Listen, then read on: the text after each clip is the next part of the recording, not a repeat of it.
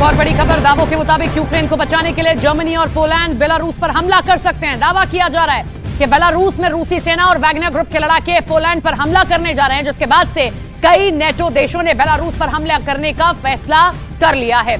Germany और Poland NATO की तरफ हमला करने वाले देश होंगे। इधर दूसरी तरफ 500 से ज्यादा दिन की जंग के बाद यूक्रेन बुरी तरह से अब थक चुका है, हार चुका है और अब हालात ये हो गए हैं कि खुद नेटो रूस के खिलाफ युद्ध करने जा रहा है। दावा किया जा रहा है कि नेटो ने हजारों सैनिकों को यूक्रेन भेजना शुरू भी कर दिया है। वहीं दूसरी तरफ रूस के एक नेता ने दावा किया कि पुतिन की फौज नेटो के सभी 31 देशों से एक साथ युद्ध करने को पूरी तरह से तैयार है।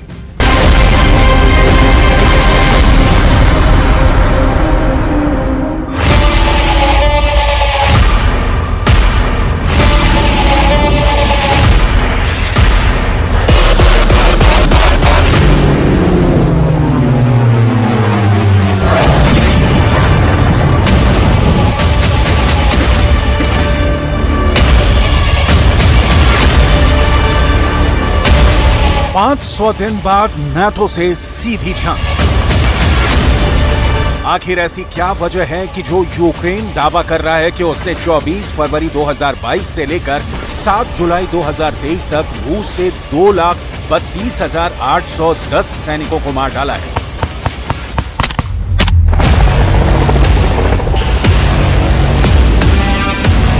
उस यूक्रेन को बचाने के लिए अब नाटो को रूस से सीधी जंग करनी पड़ रही है। आखिर नाटो देश लिथुआनिया की राजधानी विल्नियस में नाटो ने युद्ध के लिए कमांड सेंटर क्यों बना डाला है?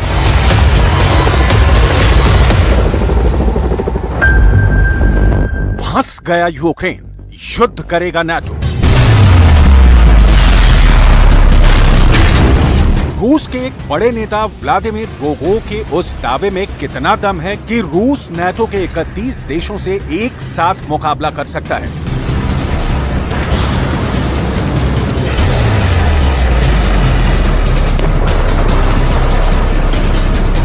क्या वाकई में पुतिन ने रूस के 7 लाख सैनिकों को नाटो के खिलाफ युद्ध करने के लिए तैयार कर दिया है?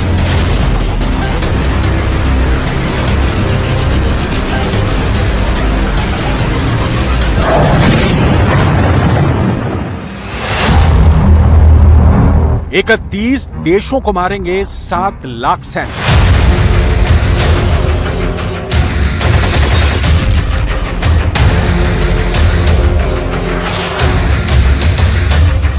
सत्रह महीने की भीषण जंग के बाद यूक्रेन के राष्ट्रपति ज़ेलेंस्की पूरी तरह से बौखला गए हैं। हालात ये हो गए हैं कि ज़ेलेंस्की अब खुलकर नाटो पर आरोप लगा रहे हैं कि नाटो बेहद कम और घटिया हथियार यूक्रेन को दे रहा है, जिसकी वजह से यूक्रेन रूस के खिलाफ काउंटर अटैक तेज नहीं कर पा रहा है।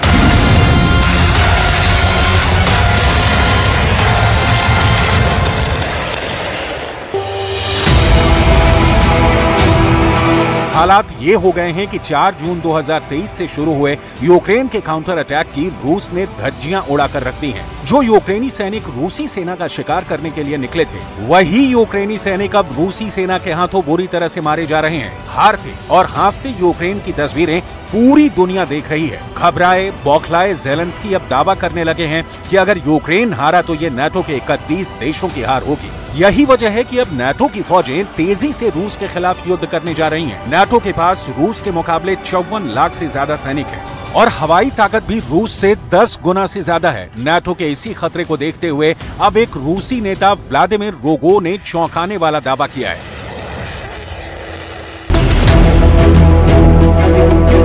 व्लादिमीर रोगोव ने नाटो से युद्ध को लेकर बड़ा दावा किया है। व्लादिमीर रोगोव ने कहा है कि ऐसा लगता है कि रूस यूक्रेन में नाटो सेना की संभावित तैनाती की तैयारी कर रहा है। रूस के खिलाफ नाटो के हजारों सैनिक युद्ध करने के लिए तैयार हो चुके हैं। व्लादिमीर रोगोव ने ये भी कहा है कि रूस नाटो के हर कदम पर बारीकी से नजर रख रहा है। रोगोव का कहना है क्योंकि रूस के खिलाफ यूक्रेन का काउंटर अटैक नाकाम हो रहा है, इसीलिए अब नाटो यूक्रेन की जमीन से रूस पर हमला करेगा। रोगोव तो यहाँ तक दावा कर रहे हैं कि नाटो की एक सैन्य टुकड़ी यूक्रेन में तैनात होने जा रही है। व्लादिमीर रोगोव का यहाँ तक दावा है कि नाटो यूक्रेन की ज़पोरिज़िया न्यूक्लियर प्लांट पर रूसी खतरे को बहाना बनाकर रूस पर हमला करने जा रहा है।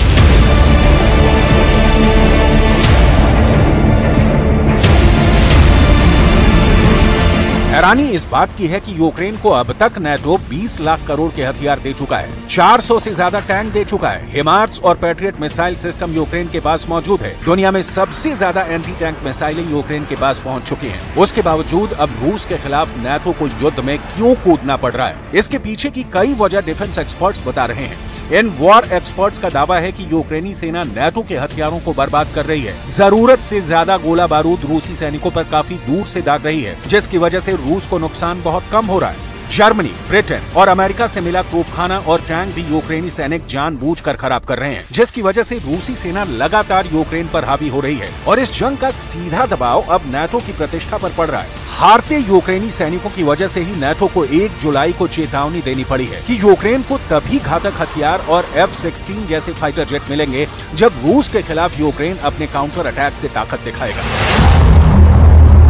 500 दिन बाद नाटो से सीधी जंग। Ідеально для нас, щоб нас запросили. Яке формулювання потрібно для запрошення? Просто потрібно запрошення. Ми розуміємо, що можуть бути складнощі з тим чи іншим, як то кажуть, орденом, щоб отримати об'єднану підтримку всіх партнерів Альянсу. Хтось ще озирається на Москву, хтось боїться Росії. Хоча я вважаю, що це такий момент, великий такий шанс показати сміливість цього Альянсу і міцність Альянсу. Але тим не менш... अमेरिका, ब्रिटेन का पुतिन को चैलेंज।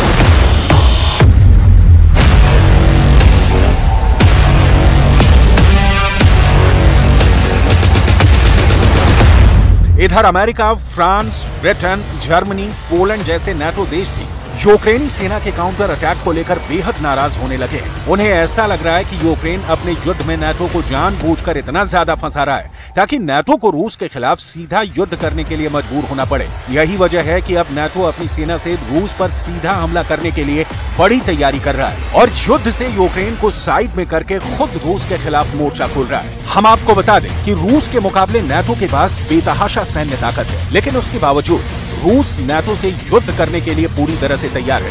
जरा देखिए दोनों की सैन्य ताकत कितनी है।